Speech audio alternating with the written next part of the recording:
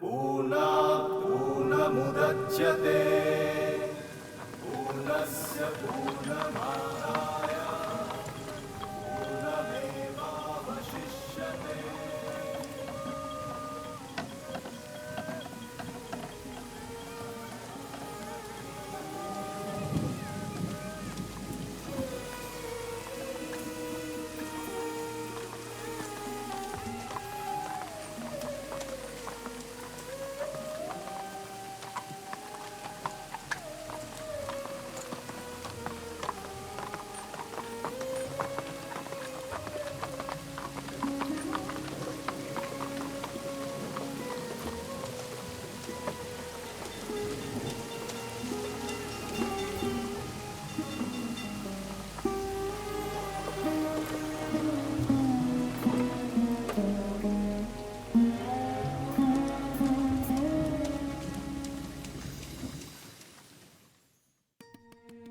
एक ही घर में दो दो चूल्हे, ऊपर से ये जात पात और छुआछूत का ढकोसला। एक सम्भ्रात ब्राह्मो परिवार ने छुआछूत मानने वाली एक मूर्ति पूजक को आश्रय दिया है। क्या आप यूं ही हाथ पर हाथ धरे बैठे अपनी बेटियों को समाज का अनादर करने देंगे? पानू बाबू आपके इंतजार में बैठे हैं। मैं शादी के लिए तैयार नहीं। देखिए, आप अपना हक मत छोड़िए।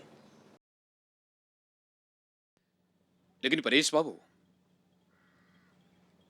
इतने दिनों के बाद आज सुचरिता कह रही है कि विवाह में उसकी मंजूरी नहीं है। इतनी बड़ी और इतनी अहम बात को लेकर इतने दिन तक खिलवाड़ करना, ये क्या उचित है? और इस शर्मनाक बात के लिए क्या आप भी जिम्मेदार नहीं हैं? आखिर ब्रह्मो समाज के सामने भी तो हम लोग जवाब दिए हैं। क्या कहोगी समाज में तुम, या फिर मैं ही क्या कहूंगा? जहां तक मेरा सवाल है पानू बाबू, मैं कुछ नहीं कहूंगी। हाँ, आप कहना चाहे तो कुछ भी कह दीजिएगा। कह दीजिएगा सुचरिता की उम्र कम है, अकल नहीं है, मन चंचल है, कुछ भी कह दीजिएगा। लेकिन मेरी आपसे इस बारे में बातचीत खत्म हो चुकी है। राधा, तुम्हारा रहना यहाँ जरूरी नहीं, तुम जाओ।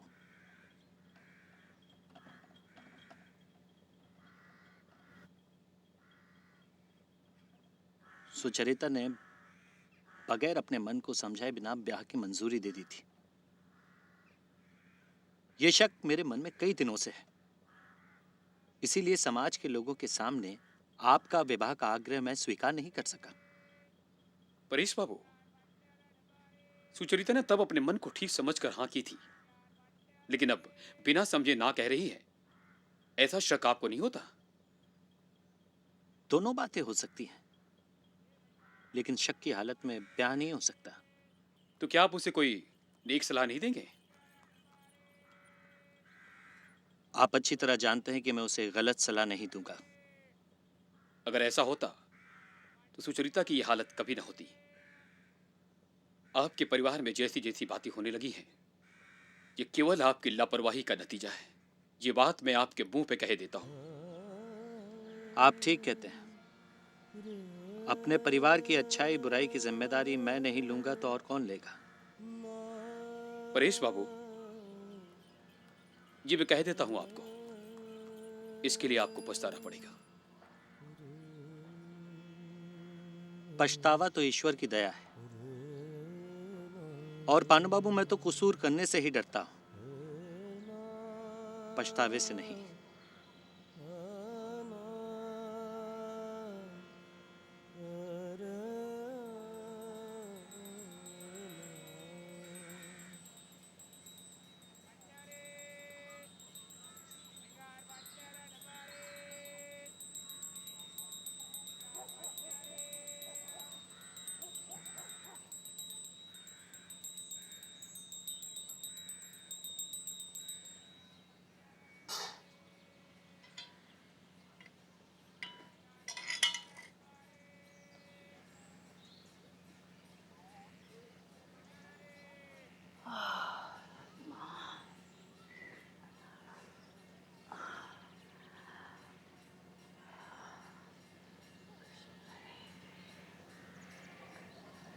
लो बेटा।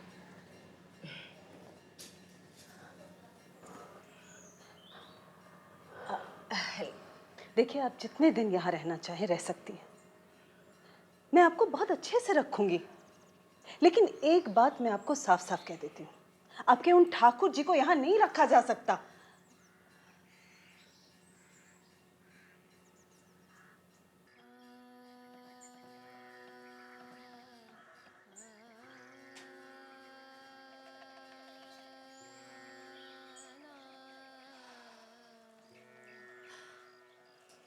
मुझे तीर्थ पर जाना है। तुम में से कोई मुझे ले जा सकते हो? बिल्कुल ले जाऊंगा मौसी जी, लेकिन उसकी तैयारी में 2-4 दिन लग जाएंगे। तब तक आप चलकर मेरी माँ के पास रहिए। तुम्हारे माँ? नहीं नहीं बेटा, तुम मुझे अच्छी तरह से नहीं जानते। मेरा बोझ बहुत बड़ा बोझ है। ना जाने ईश्वर ने मेरे सर पर क्या लाद दिया, मुझे कोई नहीं संभाल सकता। जब मेरे ससुराल वाले ने भी मुझे नहीं संभाल पाए, मुझे तभी समझ जाना चाहिए था। नहीं मौसी, ये सब कहने से नहीं चलेगा। आप मेरी माँ की तुलना किसी से नहीं कर सकती। जो स्वयं अपने जीवन का भार ईश्वर को सौंप चुके हों, उनको दूसरों का भार लेने में कोई कष्ट नहीं होता। जैसे मेरी माँ, या जैसे आपने परेश बाबू को देखा। एक बार आप मेरा तीर्थ देख लीजिए, फिर मैं आपके साथ चलूँगा। पर तुम्हारी माँ को एक बार खबर कर देते तो? हमारे पहुँचते उनको खबर हो जाएगी, और वही पक्की खबर होगी। फिर कल सुबह चले? कल सुबह क्यों, आज रात को चलते हैं। आज विनय, आपको माँ ने नीचे बुलाया है, पूजा का समय हो गया। अभी तो मैं मौसी से बात कर रहा हूँ, बाद में मिल लूँगा। अरे विनय नहीं, तुम जाओ जाओ, उधर जाओ, हम लोग बाद में बात करेंगे ना। जाओ जाओ। हाँ विनय, आपका चलना हम सबके लिए ठीक होगा। जाओ विनय, जीती रहो। आता है।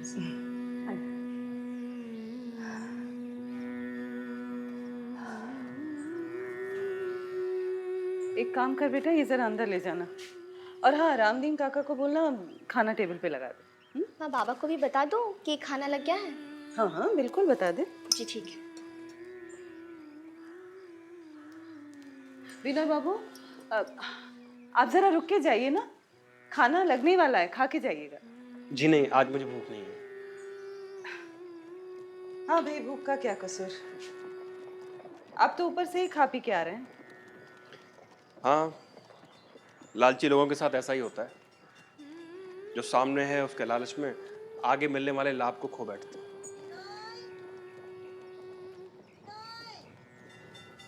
लगता है आप फिर ऊपर ही जा रहे हैं। हाँ।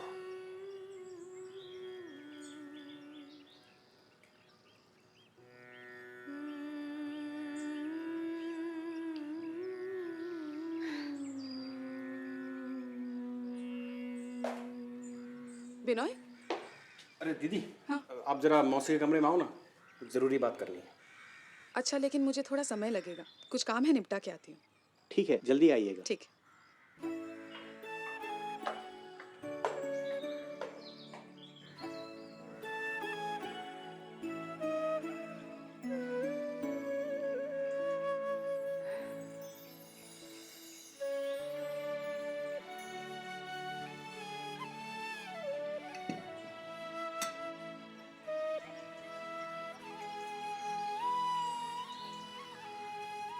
ये लो।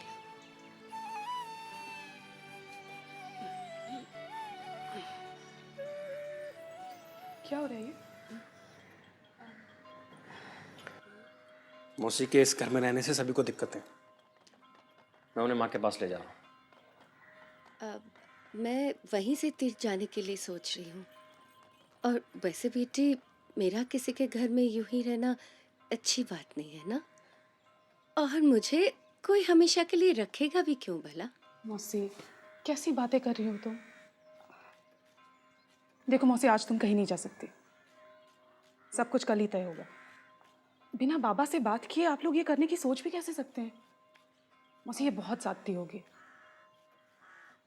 हाँ, ये बात तो बिल्कुल ठीक है। पता नहीं दिमाग में क्यों नहीं आई। परेश बाबू को बिना बताए नहीं जा सकते। ठीक है।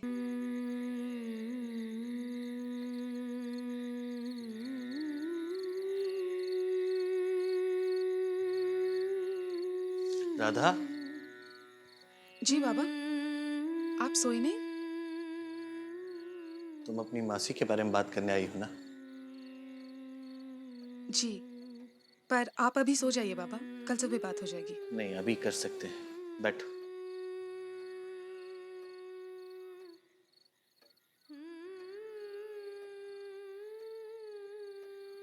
बेटा, मुझसे कुछ छिपा नहीं है।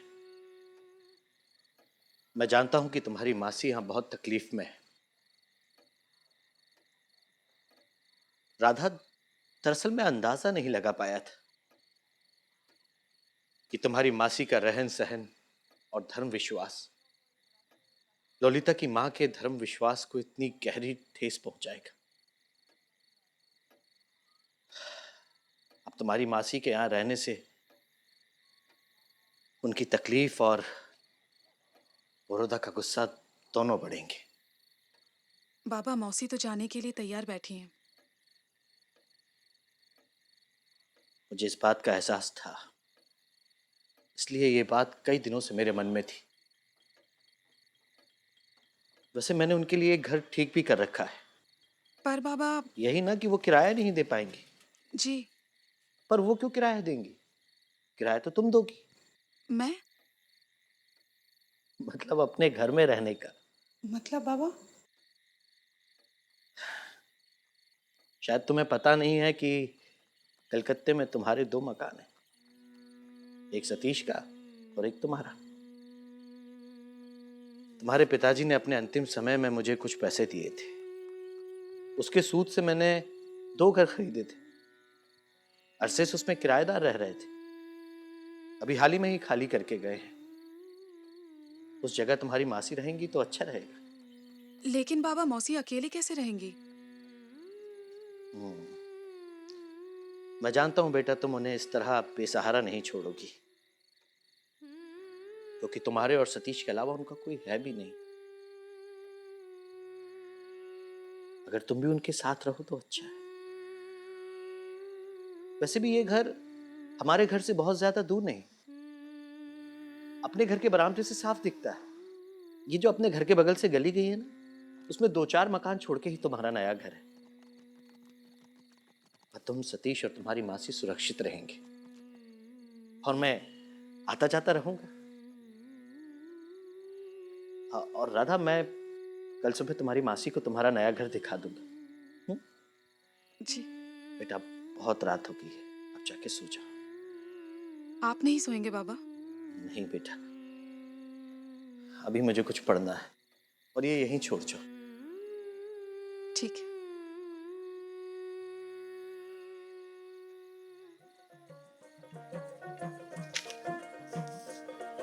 ওগো সব দিয়ে যার সব কেড়েছো, সব দিয়ে যার সব কেড়েছো, বলি তার যে প্রাণে সয় না। তোমার দিল কি দয়া হয় না রে খোদা, দিল কি দয়া হয় না। ও তোমার দিল কি দয়া হয় না খোদা, তোমার দিল কি দয়া হয় না। খেলা ঘরে বাঁধিলে তবে কেন বা ঘরে मौसी जी, माँ आई थी आपको लेने के लिए, लेकिन आपका तो अपना घर है। मैं तो ये जानता ही नहीं था। कहाँ है माँ? वो बैठी हैं सतीश की माँ के पास। अरे बेटा, वो मेरा घर नहीं है, वो तो राधा रानी का घर है। मुझे भी पता नहीं था। मैंने सोचा था कि किसी के तो कुछ काम आऊँगा, पर वो भी रह गया। आज तक माँ के लिए कुछ नहीं कर पाया, सब कुछ उन्होंने ही किया। आपके लिए भी कुछ नहीं कर पाया। आइए ना। मेरी किस्मत में सिर्फ लेना ही लेना लिखा है, देना नहीं लिखा।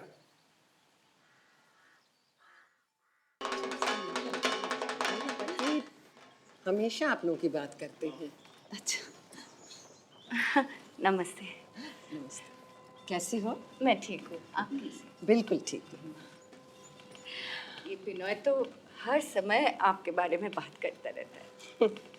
बिनोय का बचपन से ही ये रोग है, जिस चीज को पकड़ लेता है ना उसे छोड़ता नहीं। पर चिंता मत करो, मौसी की बारी भी जल्दी आने वाली है। हमारा बिनोय किसी चीज की कमी हो तो उसे खोज ही निकालता है, और जब मिल जाता है तो जान से प्यार करता है। बेटी, तुम लोग का ये कितना सम्मान करता है ये मैं तुम्हें कह नहीं सकती। क्या बताऊं, जब से तुम लोगों से इसका परिचय हुआ है मैं बहुत खुश हूँ, बहुत उपकार हुआ है। बिनोय बाबू, आप कब आए? अभी आया। कैसे हैं आप? मैं अच्छा हूँ, आप कैसे हो? तो तुम सतीश हो ना, हमारे बिनोय के दोस्त? हाँ। और मैं बिनोय की माँ हूँ। सतीश, प्रणाम करो। खुश रहो बेटा, युग युग जियो। आपके लिए कुछ नाश्ते का इंतजाम करो। नहीं नहीं, अभी रहने दीजिए। मैं खान पान के मामले में कोई छुआछूत नहीं मानती हूँ। पूरा आ जाए फिर करेंगे। लेकिन दीदी, तुम्हारे पति तो कट्टर हिंदू है। जब मैं समाज को सबसे बड़ा समझती थी तो समाज को मानकर ही चलती थी, लेकिन अचानक ईश्वर मेरे घर प्रकट हुए और उन्होंने मुझे समाज को मानने नहीं दिया। मुझसे मेरी जात छीन ली, तो फिर किस बात का डर? तुम्हारे पति नाराज नहीं होते? बहुत नाराज होते हैं। और तुम्हारे बेटे? मेरे बेटे भी खुश नहीं हैं, लेकिन उनके खुश होने से क्या होगा? बहन, मेरी ये बातें किसी के समझ में नहीं आ सकती। जो सब जानते हैं बस वही समझते हैं।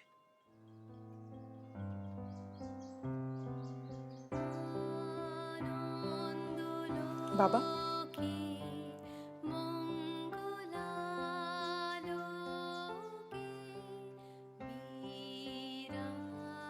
बाबा, ये याद है आपको?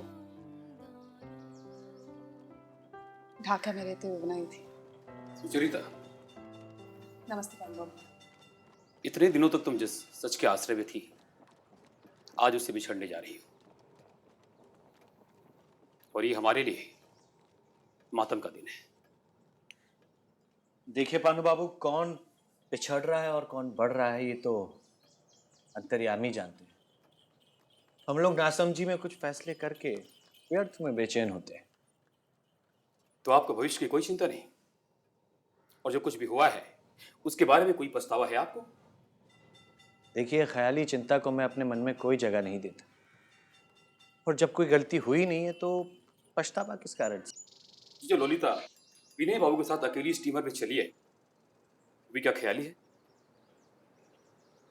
देखिए पानू बाबू, आप जिस भी कारण से अभी उत्तेजित हो, लेकिन इस समय आपसे बातचीत करना आपके प्रति अन्याय होगा।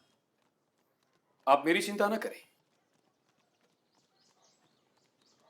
मैंने कुछ भी उत्तेजना के झोंक में नहीं कहा, और जो कुछ भी कहा है उसके बारे में अपनी जिम्मेदारी का पूरा एहसास है मुझे।